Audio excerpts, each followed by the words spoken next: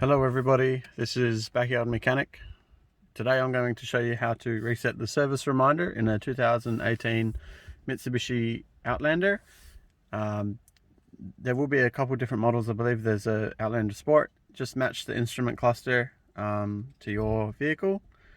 So what you're going to do is, if yours is a push start or if it is a key, you want to just have it on the off position. And then you want to come down here to find these buttons to the right of the steering wheel, and we want to find this one here, and we want to press that button until we see this message. So we want to cycle through. Yours will probably start on trip A or B. Just cycle through until you find the spanner, and then we want to press and hold that same button and it will start flashing. Release the button, press it again, and it's cleared. And then to check, in this situation, put the foot on the brake, start the car,